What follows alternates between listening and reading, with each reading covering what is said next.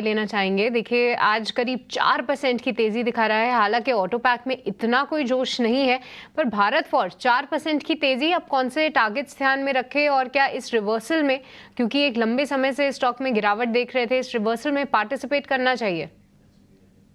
देखिए, भारत फौज में रिजल्ट के बाद बहुत तेज गिरावट आई थी और उसके बाद एक छोटे से अप मूव की तरह फ्लैगिश अप मूव है और डेली चार्ट पे एक डबल टॉप का ब्रेकडाउन था, उसी को रीटेस्ट किया है 1182। तो मैं ये कहूंगा, अगर आपके पास लॉन्ग पोजीशन है तो इसमें से एग्जिट करने की सोचनी चाहिए, क्योंकि डबल टॉप का रीटेस्ट है, यहाँ से फ्रेश डाउन मूव बनता है। तो जो स्विंग लो 1060 है, इसको वापस से टेस्ट करेगा और नीचे में एक सपोर्ट है 1000 का। तो यहाँ से एग्जिट करना चाहिए। एग्रेसिव प्लेयर है तो शॉर्ट कर सकते हैं, या थोड़ा सा रिजेक्शन का वेट करना चाहिए कॉन्फर्मेशन का, उसके बाद 1060 और 1001 का टारगेट बनेगा नीचे में। भारत फॉर जहाँ पे रिजेक्शन आ सकता है ऊपरी स्तरों पे, और टारगेट्स भी आपको अंशुल ने बताए। पर श्रीकांत, एक और स्टॉक है जहाँ पे खबर का रिजेक्शन आया है और साथ ही खबर के चलते काफ़ी वॉलेटाइल भी हुआ है वो स्टॉक, और मैं बात कर रही हूँ एल्केम लैब्स की। खबर ये थी कि रेट जो पिछले साल आईटी कंपनी की तरफ से लगी थी, उसमें जो कि रिपोर्ट सामने आई है, 1000 करोड़ के फंड्स के डाइवर्जन की खबरें आई, जिसके चलते 13% की गिरावट ज़रूर हुई। पर कंपनी ने एक क्लैरिफिकेशन ज़रूर दिया कि जो फैक्चुअली इनकरेक्ट न्यूज़ है, अभी तक उनके पास आईटी डिपार्टमेंट की तरफ से ऐसी कोई इन्फॉर्मेशन नहीं आई है। उनकी क्वेरीज ज़रूर आई थी और उन क्वेरीज के ऊपर रिप्लाई ज़रूर किया है कंपनी ने। थोड़ी बहुत रिकवरी ज़रूर है, पर ऐसे में श्रीकांत, जिन्होंने लॉन्ग किया हो उनके लिए कौन से टारगेट्स अहम रहेंगे और जिन्होंने शॉर्ट किया हो उनको कौन से टारगेट्स पे ध्यान रखना चाहिए, क्योंकि दोनों ही तरफ के इस पे ट्रेड ज़्यादा आते हुए दिखे हैं? हाँ, बिल्कुल। तो देखिए, प्राइस एक्शन तो काफ़ी ज़बरदस्त हुआ है। यानी ये स्टॉक 5,400 के करीब था, 4,700-800 के करीब ये गया था इंट्राडे में।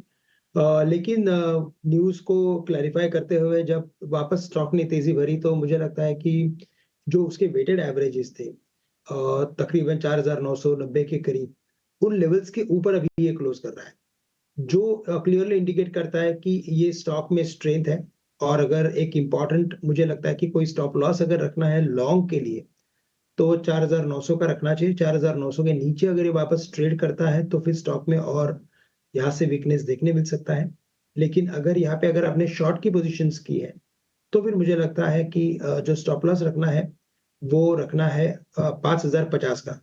क्योंकि 5,050 के ऊपर इसने अच्छा खासा एक बेस बनाया था और वापस से 5,050 के ऊपर जाना है, यानी स्टॉक वापस से अपने 5400 के लेवल्स को रीटेस्ट करने जैसा एक फॉर्मेशन बन सकता है। तो 5,050 और 4,900 के रेंज का एक स्पेसिफिक व्यू पकड़ के हमें अपनी पोज़ीशंस को सँभालना है। कुछ और टेक्निकल कॉल्स वगैरह ले लेते हैं, ज़रा स्पीड से लेते हैं। और अंशुल, आपसे शुरू कर रहा हूँ, ज़रा नोसिल चेक करना। नोसिल, ये शेयर ठीक है क्या सर? इसको प्लस करा सर? देखिए, नोसिल में एक बेस का ब्रेकआउट आया था 280 के आसपास, उसी को रीटेस्ट करने नीचे आया है, हल्का थोड़ा सा और नीचे आ गया ब्रेकआउट पॉइंट के। बट स्ट्रक्चर बुलिश है, वीकली चार्ट पे मल्टीपल टाइट क्लोजेस है और ब्रेकआउट देने की कोशिश है। तो 280 के ऊपर इसमें फ्रेश बाइंग बनेगी, 265 का स्टॉप लॉस रहेगा और करंट जो बेस बना है उसका टारगेट 340 के अराउंड आता है। तो यहाँ से भी लॉन्ग कर सकते हैं, बट बेटर लॉन्ग 280 के ऊपर बनेगा। के ऊपर आ जाए तो इसको लॉन्ग करना। ध्यान रखना, ये शेयर बहुत तेज़ी से चलेगा नोसिल। अगर आप थोड़ा बहुत करना चाहते हैं 2-10 पैसा, तो आपकी मर्जी अपनी, नहीं तो 280 के बात करोगे तो बढ़िया चल सकता है। ये एक अच्छे ब्रेकआउट की तैयारी हो रही है नोसिल के अंदर, लेकिन कंडीशन अप्लाइड है 280, याद रखा जाए। एक और शेयर है, मैं जरा विभोर से चेक कराता हूँ। विभोर वाश ने एक बार जरा एक शेयर चेक करना, उसका नाम है सेलो वर्ल्ड के नाम से एक कंपनी है, सेलो वर्ल्ड। क्या ये चलने सकता है? ये डाउनवर्ड स्लोपिंग का ब्रेकआउट कर रहा है, वॉल्यूम वगैरह का बेस भी ठीक है। एक बार जरा चेक करो, आपकी स्क्रीन पे भी ले आते हैं शेयर। सेलो लिखो, CELLO, यस, ये बलाई। तो डेफिनेटली सबसे बड़ी बात है, ये 829 के प्राइस पे लिस्ट हुआ था, वहां से नीचे गया, फिर वापस इसने जनवरी 2024 में एक ब्रेकआउट दिया अच्छे खासे वॉल्यूम्स के साथ, वापस नीचे आके अब एक बेस बनाया है 794 795 के आसपास। तो डेफिनेटली वो स्टॉप लॉस रख के डेफिनेटली हम लोग 900 का एम लिया जा सकता है एक बारी को। और सबसे अच्छी बात क्या है, जो फ्राइडे के वॉल्यूम्स है वो काफी अच्छे, काफी टाइम बाद इसमें 1 मिलियंस के वॉल्यूम बने थे।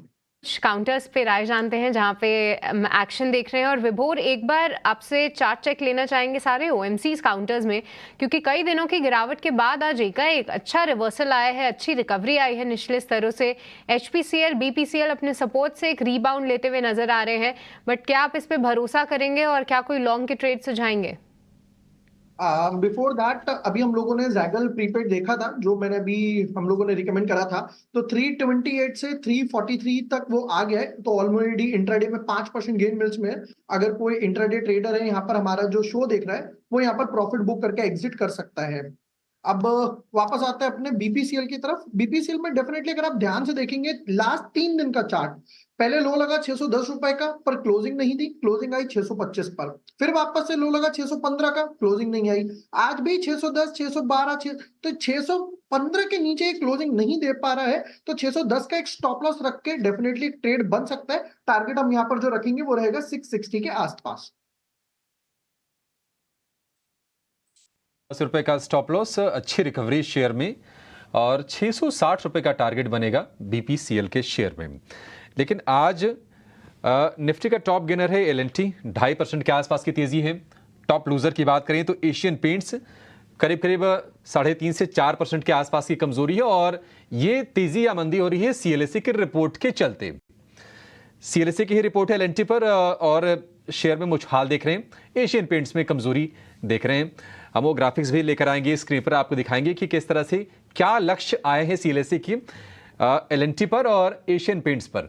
4,360 रुपए का लक्ष्य है एल&टी पर, और एशियन पेंट्स के लिए 2,425 रुपए का। एशियन पेंट्स हम देखते हैं कि लगातार दूसरे सत्र में विवेक जी प्रेशर में है। कहीं ना कहीं ग्रासिम ने जो अपना पेंट का जो प्लांट शुरू किया है पानीपत में, उसके बाद और भी कई सारे प्लांट्स की शुरुआत होने वाली उनकी तरफ से, तो निश्चित तौर पर एक बड़ा डोमिनेंट प्लेयर इंडस्ट्री में अगर आता है तो थोड़ी खलबली मचती है।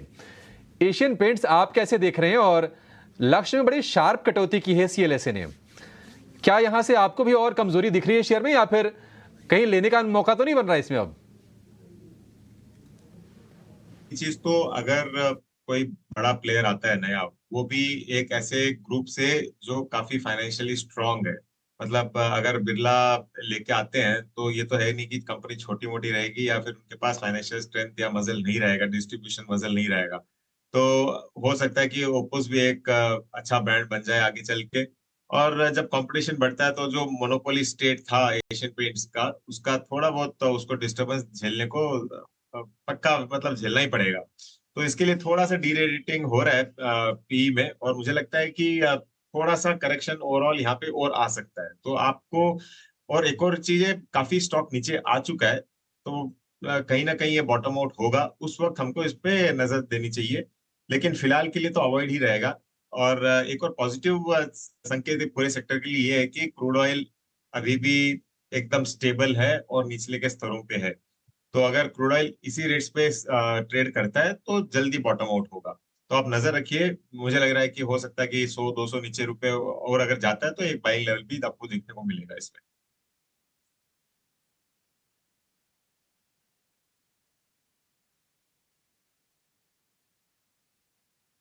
हम आपके सामने रखेंगे कि अगले 2 से 3 साल में 5 अडानी की कंपनीज और लिस्ट हो सकती हैं। ये कंपनी कौन कौन सी हैं, किस बिजनेस में है, इनका कारोबार क्या है, जरा फटाफट से अभिषेक से समझ लेते हैं। अभिषेक जरा बताइए, क्योंकि आपने डाटा निकाला है, रिसर्च भी की है, आप ही जानकारी दे दीजिए। जी डिम्पी, देखिए अभी अडानी ग्रुप की 10 कंपनियां लिस्टेड हैं और अगले 2 से 3 साल में इनकी संख्या 1.5 गुनी हो जाएगी, यानी कि 10 से बढ़ के 15 हो जाएगी।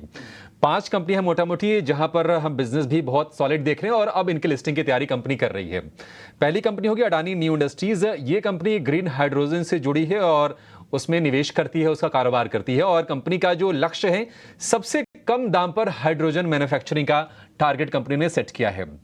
इलेक्ट्रोलाइजर मैन्युफैक्चरिंग का काम भी करती है, तो निश्चित तौर पर यह कंपनी फोकस में रहेगी, पहली कंपनी। दूसरी कंपनी है अडानी एयरपोर्ट होल्डिंग्स। एयरपोर्ट कारोबार में, एयरपोर्ट इंफ्रा के कारोबार में लगातार कंपनी विस्तार कर रही है और अभी देश में 8 एयरपोर्ट्स का मैनेजमेंट कंपनी कर रही है। 2026 तक इसको बढ़ा के 16 करने की योजना, यानी कि 8 और एयरपोर्ट्स को कंपनी अपने साथ जोड़ लेगी और ये टोटल संख्या हो जाएगी 16। अडानी कॉनिक्स डेटा सेंटर का कारोबार लगातार बढ़ रहा है देश में, जिस तरह से डेटा की खपत हो रही है और इस बिजनेस में नए नए प्लेयर्स भी आ रहे हैं। अडानी कॉनिक्स इसी बिजनेस में है, काम करती है, डेटा सेंटर के इंफ्रास्ट्रक्चर का काम करती है कंपनी ये।